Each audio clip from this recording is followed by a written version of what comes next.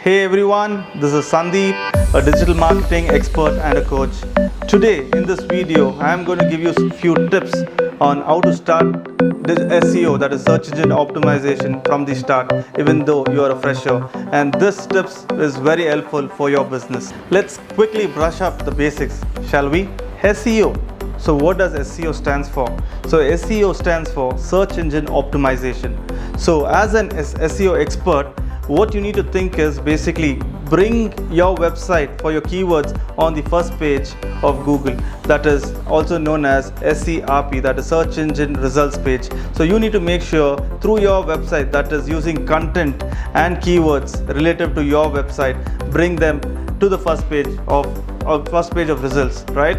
So now as an expert, you need to also ensure that end of the day, not only generating traffic but also in turn generating leads and then sales for your businesses, because at the end of the day, it doesn't matter how much of traffic you get, but you need to make sure your sales are up and running. So this is only got when more and more traffic, that is basically more and more keywords are ranked on Google, and in which you get a lot of traffic coming in, and in which a lot of people are clicking in and coming onto your website, and that is when you generate more sales. This sounds great, isn't it? Guys, in today's video, I'm going to tell you guys some of the top tips of SEO for businesses, people like you. So the tip one which I'm going to give you guys is long and fresh content plus keyword research. So long and fresh content. So what does this mean? So it means that no matter what you write on your website, make sure your content is always unique.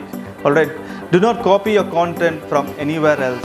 So that is very important, because Google actually keeps checking your website if you are copied or not. So also along with that, it also checks what are the keywords that are used on your content. So keyword research is also a very important point when you actually do on your website. When it comes to keyword research, SEO have got to use tools like Ahrefs, for instance. Remember, using the right keywords is very important, because you have got to rank for the right searches, and that can only happen via quality keyword usage. You can use a combination of both long tail and short tail keywords. The second tip I'm going to tell you guys is optimize meta title, headers and description. So the meta title, headers and descriptions plays a very vital role on your website. So because that is the first point of contact for a customer who actually sees your website, because they do not see any of your website link. They basically see the header, and then they see your title, and then your description. So it has to be very crisp, and it also has to make a lot of sense for a customer who's reading it. Guys, just remember a few rules that I'm going to tell you right now that you need to follow when it comes along with meta title, description and headers. All the titles need to be unique per page. The length of the title tag should be no more than 65 characters, including the space. The title tag should contain targeted keywords. The third tip which I'm going to tell you guys is optimize URLs and images. Optimizing URL and images. So most of the people do not give attention for optimizing URL and images, but actually for Google, this is the one of the most important and the basic thing that you need to do. So what do you mean by URL? URL is nothing but your name of the website. So what does it mean? It means that make sure you have a very good URL structure. For example, let us consider our own website, externalexperts.com. So externalexperts.com is basically our URL.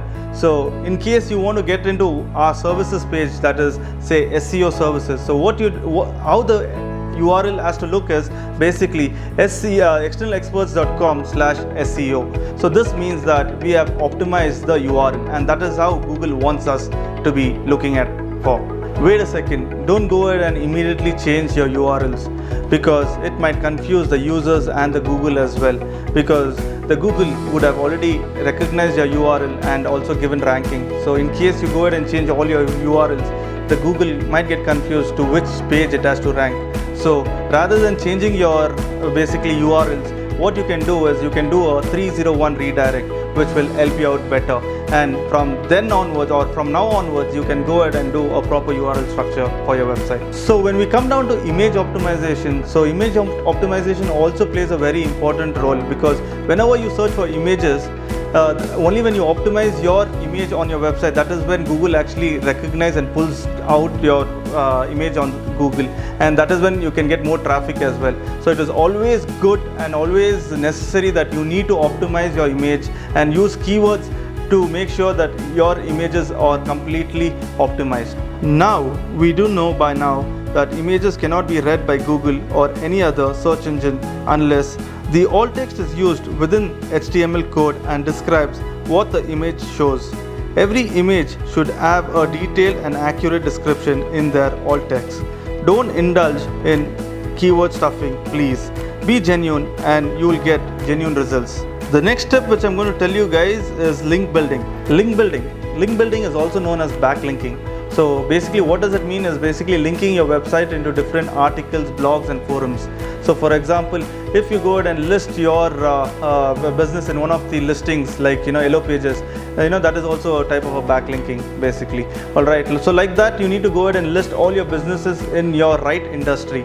So that is when you get relative traffic coming in from the other side as well. So when I come across basically link building, you need to make sure there are few important tips that I'm going to tell you guys and which you need to follow as well. Make sure you link to relevant blogs, no link farms, avoid too many outbound links. Outbound links is another kind of links. Basically what it does is it points to another website. So this is basically called as outbound links. When you include links to other sites in your blog articles, you can also try to contact those sites to let them know that you gave them a backlink. This way, they will find out ways to include a link to your website on their pages as well. Linking to other websites can be beneficial to both you and your competitors. Internal linking. Internal linking is another form of linking, is that you go from one web page to another within the same domain. These links are especially useful because they allow users to navigate through the site. Internal linking can basically help you to promote your own content and your other products or services. So don't pass on this opportunity. The fifth tip is website quality, load speed and also mobile friendly. Load speed. So what do you mean by load speed? Load speed is nothing but when you actually refresh or when you get into your website, it has to load faster. So what Google says is within 4 seconds your website should be loaded and should be seen on the screen. So because today's world, nobody has too much of time to waste, or time to wait till the website loads. So always make sure you have a good load speed on your website. Also, when you develop a website or if you ask someone else to develop your website, make sure your website is basically a mobile friendly website. What do you mean by mobile friendly website?